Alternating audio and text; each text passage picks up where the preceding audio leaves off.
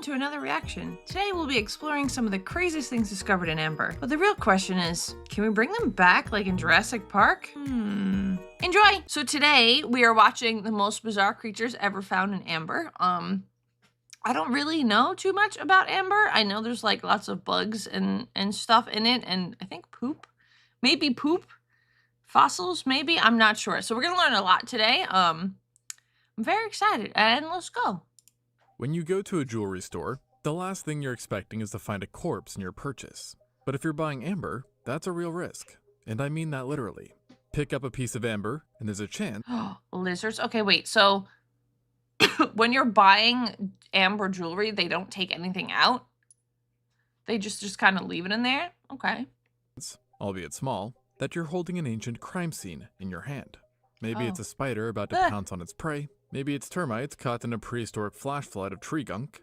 Or maybe, if you're really lucky, it's something nobody's ever seen before. Some bizarre creature that only was found because one day, millions of years ago, it zigged when it should have zagged. And before you ask, no, we cannot extract DNA from these things and make dinosaurs. I know, Jurassic Park lied to us. As despite DNA...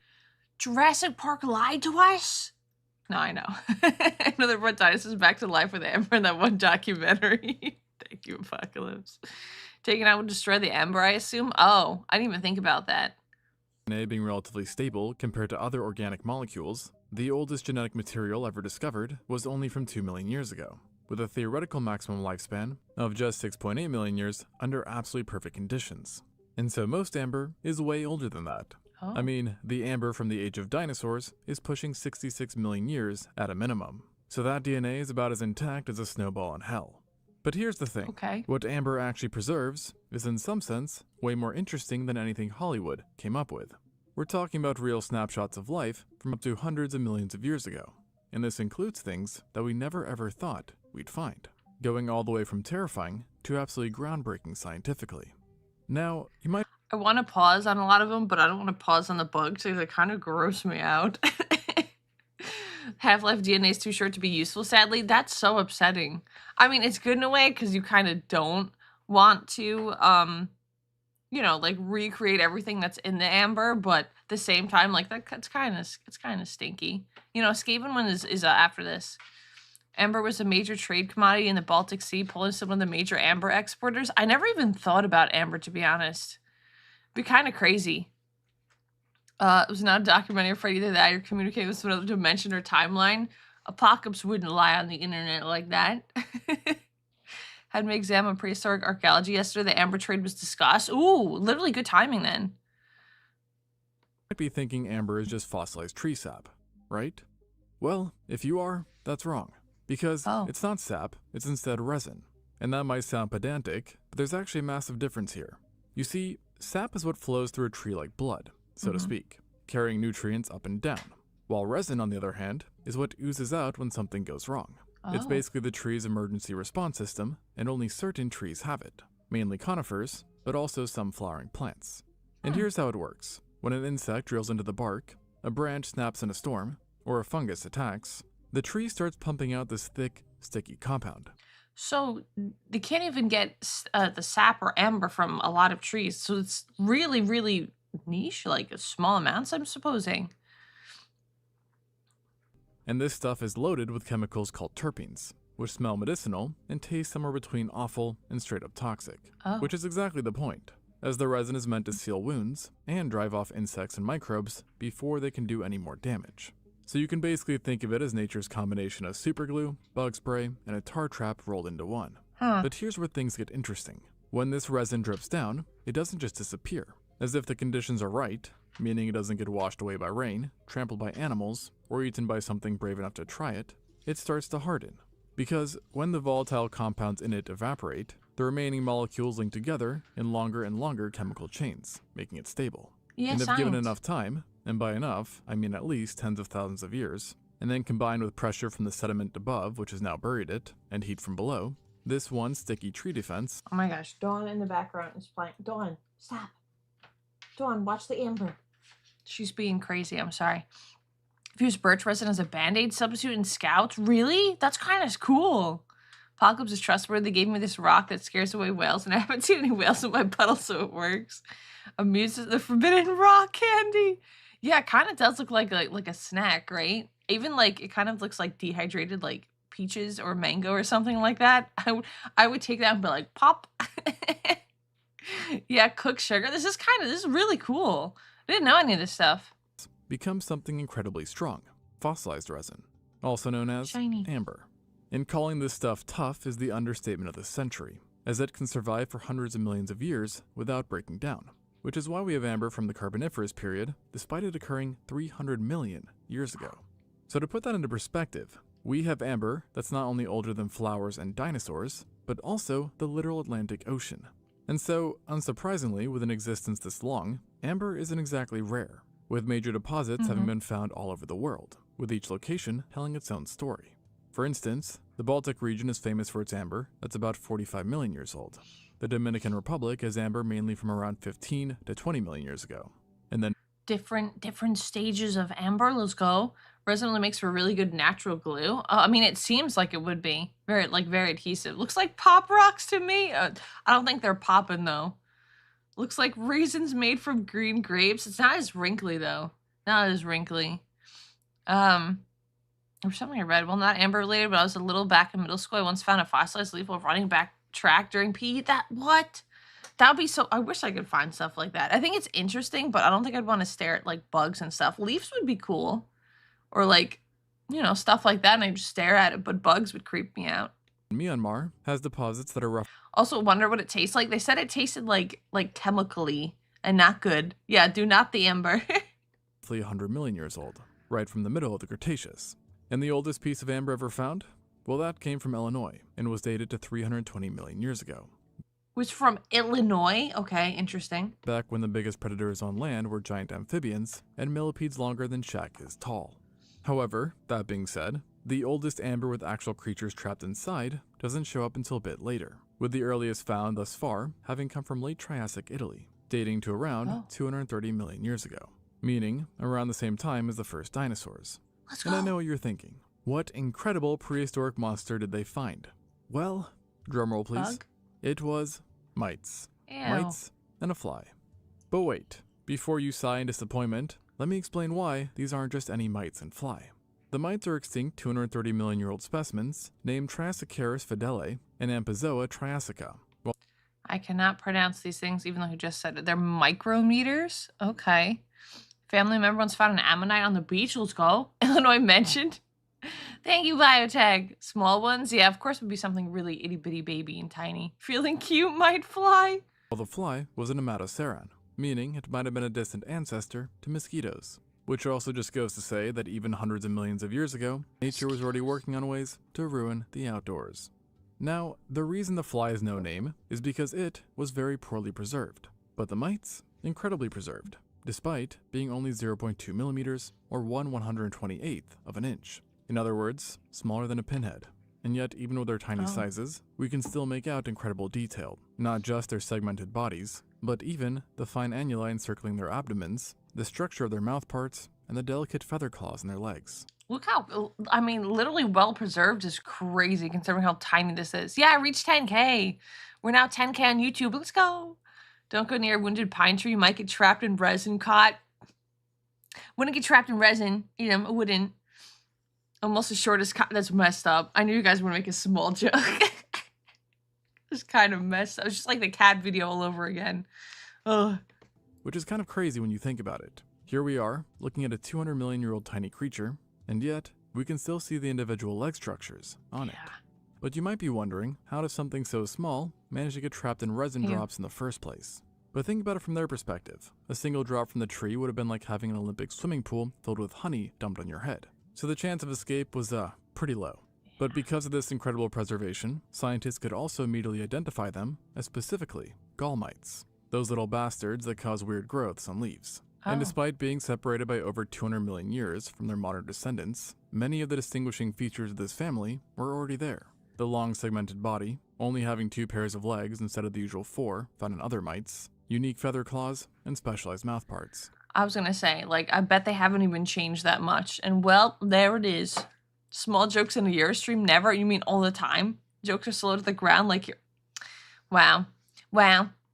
And it's only because of amber's incredible abilities that we can figure this out, which is really what makes amber so special compared to regular fossils. As when an animal fossilizes the normal way, usually only the hard parts survive, with soft tissue impressions being rare, and actual soft tissue almost never. But amber is different, as it not only preserves soft tissue, but also does so in ridiculous detail. I mean, we're talking about muscle fibers, internal organs, and sometimes even individual cells. So it's kind of like the difference between finding a skeleton and finding a mummy, except honestly, even better. Now, while 200-million-year-old insects the size of sand grains are scientifically cool, I'll admit they're not exactly riveting. But if we fast forward about 130 million years to the Cretaceous period, that's when we start to find the really interesting stuff. As the world back then was not only hot, humid, and covered in forests, but it also had dinosaurs everywhere. And Dinosaurs? I'm listening. Those were those mites were mighty well preserved. That was a good one, Warboss. That was a good one. It's like finding a big body. I mean, I'm assuming they're gonna say that like the amber was more prevalent in this time. I'm assuming because the type of trees maybe, and there's just more, so cooler stuff if they survived. Okay, why did it not work? Okay. Here's something that people still get wrong, which is that they often picture dinosaurs as those scaly monsters from the original Jurassic Park. And while some certainly could have looked like that, many did not, instead having feathers. And paleontologists have known this for a while, based on both evolutionary relationships and fossil impressions. It was in a bog body? Oh. But knowing something and seeing it are two completely Look how cute that thing is! Oh. Okay, sorry. different things. And in 2016, researchers discovered an amazing find. A piece of Burmese amber that was about the same size of a dried apricot. Oh. But while the size wasn't exactly impressive, the same can certainly not be said for what was found inside it. As inside held something paleontologists could only have dreamt in their most exciting of dreams. A dinosaur tail. Not a fossilized tail, not even an impression of a tail, but rather an actual tail with skin and feathers still attached. And obviously, this is an absolutely incredible find. And so of course, like any good researchers, they try to figure out a way to see inside it without actually breaking it open and damaging. I was gonna say it's really, really cool seeing it, but it's only a part of a tail. Yeah, but it happened in Europe often. Yeah, dinosaurs with feathers look so friend-shaped. They look so cute. Remember that scene in Lord of the Rings where Frodo almost gets trapped in that swamp with the bodies? That imagery was based on actual bodies preserved in bogs. That's terrifying. That's actually terrifying. Yeah, I would hope they wouldn't break open the amber, but I mean, they could extract things? It was the tail end. It seemed like, yeah, the bottom tail end of it, but like cut off. That part of a tail can see a lot about them. I mean, I know it seemed like part of it, not the whole thing, so. But see, this is so cool. The specimen. And the answer was micro-CT scanning, a method that uses a ton of radiation to find very fine and precise structure detail. So perfect for dead things, and not so much for living things. And what they've found even surpassed their greatest expectations, as not only did it contain 8 vertebrae still connected, but they were also able to make out that the feathers had barbs and barbules, the tiny hooks that zip feathers together, with them also making the important distinction of there only being a weakly defined rachis. And this is important because what this means is that these were no stiff aerodynamic flight feathers, instead being feathers more suited to ornamental display than any sort of flight or gliding. And so using both the feather and bone structures, they were able to deduce that this belonged to a juvenile non-avian Coelurosaur. In other words, a small theropod, which was likely about the size of a sparrow at the time of its death. Look how long is his tail actually that long? Like lemur-like? There's a dinosaur out there with a story to tell about how he lost the end of his tail. Yeah, that would be... Honestly, that would be like a banger, cute, like children's movie or something. Be like, I lost my tail in amber, and they go about like the intricacies of amber. That'd be so cool. Could I pet that dog? Might have been stuck in the resin and broke off. That would hurt so bad. Because there's like they said there was vertebrae in there and everything, right? So ow, like ow. Unless only its tail got stuck, and then it just kind of like eventually went over time. His feathers nice. A tall tail. Yeah, he's got a long tail. It's kind of quirky. And chemical analysis revealed even further details, finding that there were still traces of iron where blood cells would have been, meaning the tail could possibly still have been bleeding when the resin engulfed it. Possibly. Oh, he definitely got trapped. If he was still bleeding, oh, definitely got trapped. Okay. And what's crazy about all of this is that this isn't even the only piece of amber we've found with feathers, as others have been discovered containing not based on facts but feelings. Are you team lizard dinosaurs or team bird dinosaurs? Oh, that's such a tough decision. I like both. I think lizards are cute and I think bird dinosaurs are cute too. No, don't make me choose both. So thank you for the $5 super chat, Necro. Don't make me choose. I like them both. Because the fluffy ones just look so cute, but then like the lizard ones are also cute. So man. Reminds me in the How to Train Your Dragon series, there was a dragon who spit amber. That was spit amber. So could you like get all those things that it ate stuck in amber? Because that would be interesting. Be so embarrassed if I was the chimkin and lost my tail to a tree. It's just trying his best. Maybe he was running away. Bird dinosaurs is somehow more scary to me. I think they'd be like cute and fluffy. Favorite historical time period? I don't know. I never thought about it. Maybe it died at the base of a tree and the sap dripped off the tree onto the tail and that part got preserved that way. Yeah, but it said it was still alive when it happened because like blood was flowing. But maybe, I mean, I could see that happening too, where it's like fading away and then boom there. But it's, I don't know. Maybe they'll tell us. Different isolated feathers with intact melanosomes, the tiny structures that create colors. And by looking at them, scientists could tell that some feathers were brown, others black, others white, and some mottled. There are different types of colored feathers? Both is good. Thank you for joining Scariest Biotech. Thank you. The death song was a dragon who could hypnotize other dragons in case of an amber for later consumption. That's terrifying if that's real. But like, they can have brown feathers. Well, this is so cool. Ah, but too bad they couldn't have like the really like colorful ones. Like imagine a dinosaur and just has like bright blue feathers and it meant they're like dangerous. That'd be kind of cool. Although they wouldn't be able to blend in, so I suppose that would be bad. And then just as a cherry on top, another amber feather specimen was even preserved with a tick on its feather. Oh, a tick. Meaning that even 100 million years ago, dinosaurs still had to deal with a hellspawn known as ticks. Yeah, we still can't get rid of ticks. This is messed up. Slightly off topic, but bog bodies are generally fascinating and terrifying. Imagine over 1,000-year-old human body that's better preserved than a modern human body that's a couple of weeks old. No, that's terrifying. That is straight up terrifying. Which is why finding this stuff is so interesting. Could sometimes figure out the color of dinosaur feathers. This is cool. It sounds like really lame, but I was like, I wish I could like check these things out and find it out myself and be like, yes, the feathers of the specific dinosaur were brown, but I would have no idea how to do it. And I'm pretty sure like there's not a lot of like schooling for it. At least I wouldn't think so. Ticks give me the creeps. Ticks are terrible. We can't get rid of them. Ticks and apparently mosquitoes, because they mentioned mosquitoes before too. Some things never change. But speaking of stiff, that's basically how my back feels after spending hours researching these specimens. Real. So when FlexiSpot reached out, offering to let me try their C7 Max chair, I figured, why not? Seeing that my old chair was essentially leading me to early fossilization. And honestly, the difference is pretty significant. The lumbar support a good chair does make a difference, though, I'm not gonna lie. Sacrum, which apparently matters more than I thought. And the whole backrest adjusts to whatever height you are, the headrest tilts in 3 dimensions, and the armrests move in 5 different ways. Whoa. In other words, lots of options. Plus, the seat itself has this latex seat cushion with memory foam that helps with those 12-hour research sessions. Not saying you should and buy then the chair, my favorite but like, part is the fact if you're that sitting at a desk a lot, you really need a good which chair. Frankly, I've never even seen before in an office chair. Okay, that's pretty cool. And then cool. just as a cherry on top, they give you a 30-day return policy. One of their chairs sometimes cures with my croissant posture. Yeah, I was gonna say I have a really fancy nice chair, and it's definitely a game changer. Which I've used for quite a while, and it's held up great. So if you're interested, use code C730 for $30 off on either the C7 or C5 chair. Links in the description and comments. I like and that now, spin. back to the video. Back to the video. But one thing to keep in mind is that amber doesn't just capture animals. It captures anything around it, including, well, plants getting it on, so to speak. You see, one piece of amber found contained a bouquet of tiny flowers, each smaller than a rice grain. But these weren't just any flowers. They were flowers caught in the act of being pollinated. Scandalous, I know. The flowers, now named Micropotassos burmensis, had pollen grains stuck to their stigmas, the female parts of the flower. And what's crazy is that the detail was so well preserved that you could see the beginning of pollen tubes growing down towards the ovaries, with these tubes being how flowering plants deliver sperm to eggs. And here they were, frozen mid-deed 99 million years ago, being one of the— Imagine being caught mid-deed. Sussy flowers. Yeah, flowers.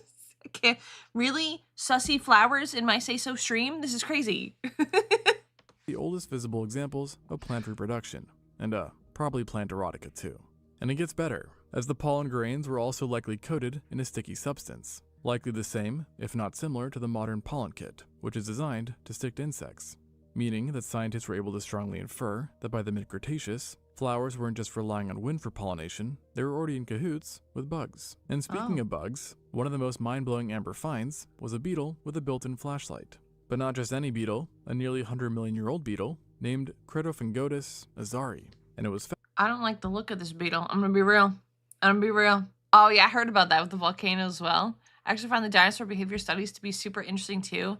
Amazing how they figure out how dinos did stuff based on such little evidence. Yeah, I'd like to see like how they know and how they got to that point too, like literally breaking it down and be like, oh, you see this type of feather means this, and then it means that. Like, that'd be so cool. Wild eyebrows, not gonna lie. They had a third party involved. How degenerate. Yeah, I can't believe it. Flowers and now bugs. Oh, in my say-so stream. Scientists competing to see who can give their species the most fact up names. I swear they just sometimes type like letters on the keyboard and like, yeah, that sounds pretty good. That sounds pretty close. Found still carrying its photic organ. In other words, an ancient flashlight built right into its butt. Oh. But unlike fireflies who use their glow for communication and mating signals, scientists think this beetle's glow originally evolved in larvae as a warning signal. Basically a, I taste terrible, don't eat me sign.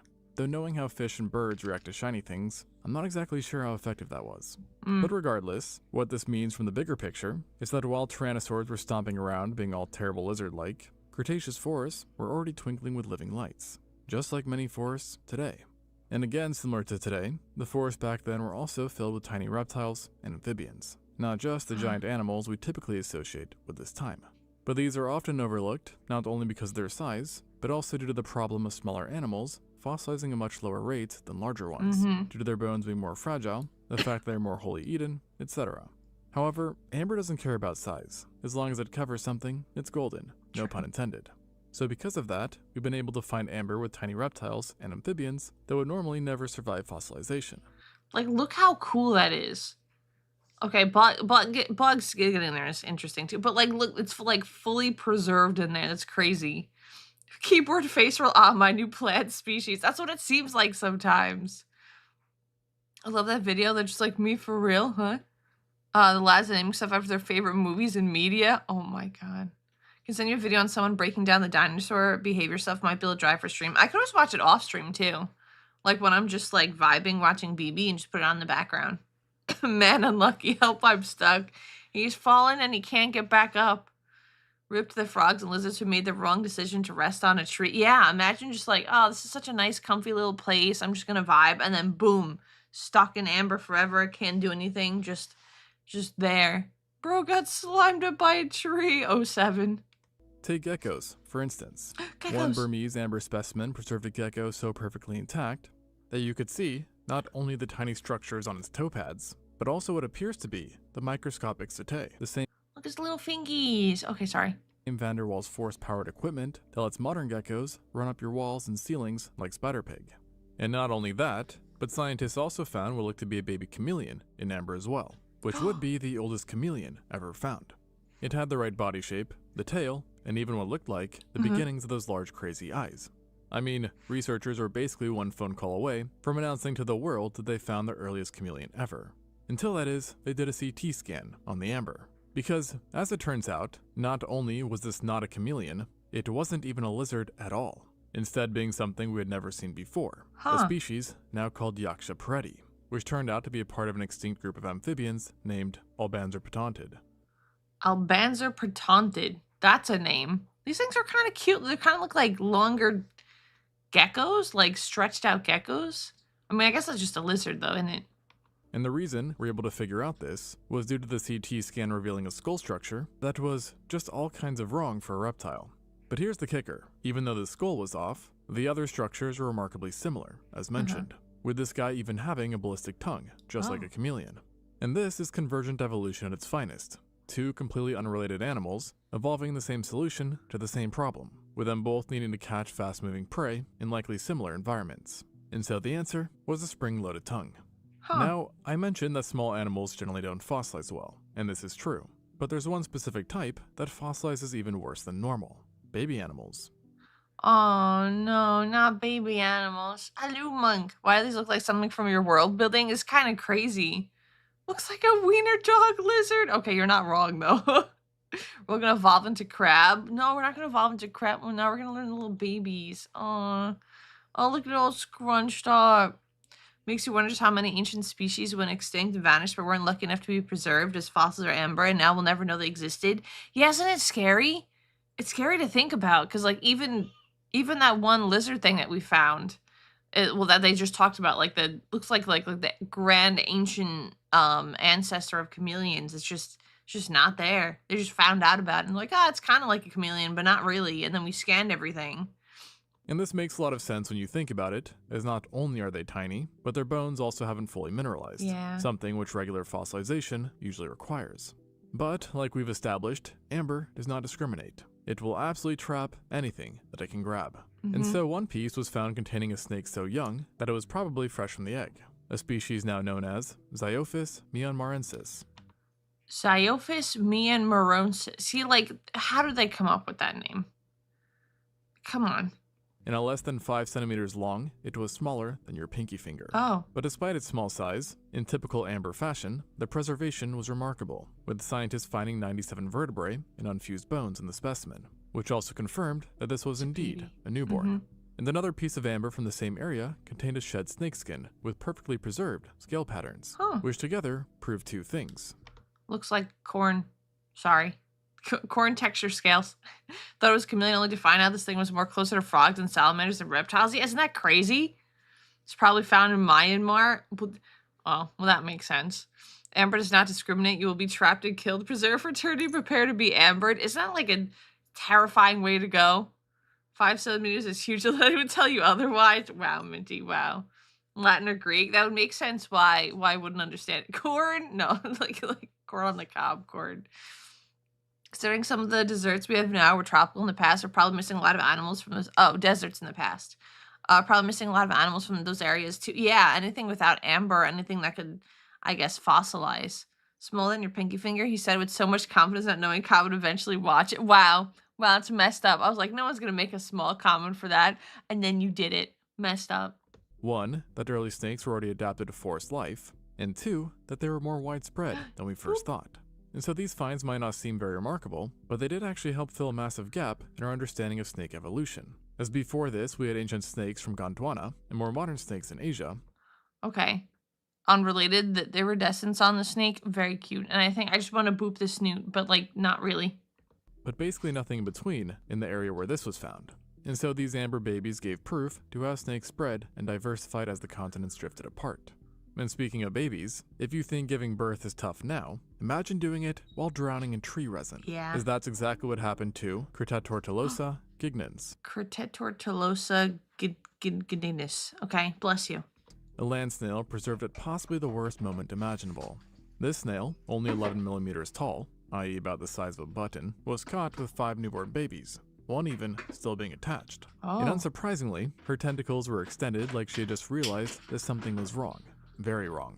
And yeah. Oh no, imagine being like, something's wrong, and then you and the babies get stuck in amber. Oh, that's like a nightmare. Why are more people afraid of amber? There was. You see, this poor mother had just survived childbirth, only to be buried alive by tree goo. Talk about going from the miracle of life to the tragedy of death in record time. But besides capturing what has to be one of the most terrible deaths imaginable, this fossil also showed something scientifically important, which is that some snails were already doing live birth 99 million years ago, keeping the babies inside until they are birthed, instead of laying eggs like most other gastropods. And this wasn't the only snail evolutionary quirk captured by amber, as another specimen known as Archaeocyclotis brevilosus. Archaeocyclotis brevilosus. Okay, this thing looks like a cinnamon bun that you dropped on like the floor. Sorry, not sorry. Was preserved with what looks like tiny hairs all over its shell, with each hair being only 150 to 200 micrometers long, but still clearly visible in the amber. And while this is a now extinct quirk, scientists do think these certainly played a very real function, potentially being designed to help with traction on wet leaves, or camouflage, thermoregulation, or perhaps just as some sort of display for sexual selection. However, with that said, beyond just pure scientific value, amber also captures moments and things that are just Well, cool. Perhaps best exemplified by a 100-million-year-old amber that had a spider and wasp showdown that would make any modern action movie jealous.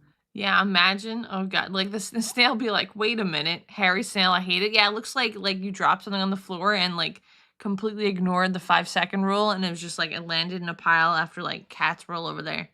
How dirty is your floor? I meant like if you have a lot of cats. A yummy cinnamon roll covered in lint. Exactly. Billy caught on my behind couch fossilized cinnamon bun. Rude. Imagine trying to get food and then just bam, amberized. I was meant to say fossilized, but like this is kind of terrifying too. I don't even like looking at it. The spider, Geratinophila Oh no. romanica, was a juvenile orb weaver caught mid-attack on a wasp called Cascocelio Okay. incassis. And so considering the participants involved, needless to say, we're rooting for the spider. And I am happy to report that the wasp was clearly on the way out, being entangled in silk, while the spider itself was just preparing to bite and eat its prey. Okay, I can't And pause on funnily this. enough, Okay, now we're good. I don't like wasps, but I don't like spiders either. Wasps are stinky, but yeah. a second male spider lurked nearby, perhaps as backup or just as a front row seat to the show. But what's really interesting, and also kind of creepy, is the fact that these wasps were parasitic, and actually being part of a group known to lay their eggs inside spider egg sacs, so that their babies can then eat the spider babies. Gruesome, I know. And so... Wait, isn't there... I don't want to pause on this. There's a species of things that do that to spiders, and I feel like we learned about that in like a more parts video or something. I like to think of the spider as getting revenge on behalf of all of its kind. Maybe even on behalf of its brothers and sisters. It needs to stop But regardless of the potential... Okay, close to a hawk wasp, but not the same. Yeah, I got the same kind of vibes from that, where it's like, oh, it's similar though. Yeah, I understand it's not the same, but similar. Seems like Amber's the small creature quicksand type fear. I feel like sap would be really, really slow, but the tarantula hawk wasp, yeah, there's a lot of parasitic wasps. Why are wasps actually terrible? Like, what? Hello? I think some spiders keep very small frogs as pets to basically guard the eggs. I would keep a frog as a pet. Those tarantula hawk wasps and didn't bother with the egg sac, just skip right to the spider. Oh, okay, well that's the difference between them, but that's, ugh. Oh, okay, we gotta get past the spider part. I don't like the spiders. Ugh. Drama, this piece also represents the only known fossil of a spider attacking its prey in its web. But not all amber fossils are this dramatic. Some are just awkward. Take Halithroses grimaldi, a harvestman and relative of Daddy Longlegs, which was preserved with its penis fully extended and ready to go. And what's crazy... I'm sorry, what? Okay. And also probably very embarrassing for our friend here. Very embarrassing. The preservation was so detailed that scientists actually used its genital structure to classify it into a specific family, which is honestly insane when you think about it. I mean, imagine dying butt naked, only for scientists millions of years later to use the shape of your permanently exposed genitals as the way to determine which species you belong to. Imagine being determined what species you are by your pee-pee. Finally, spider pee-pee. That's terrible. Oh, imagine being the pee-pee spider. Oh, that's great. Fingerprint, nah, that's weak stuff. Yeah. Got trapped in amber. Oh my gosh. Oh, that's terrible. Yeah. And while we don't know if it died mid-mating or was just trying to impress someone, one thing is definitely for certain, which is that this has to be the most embarrassing fossil ever found.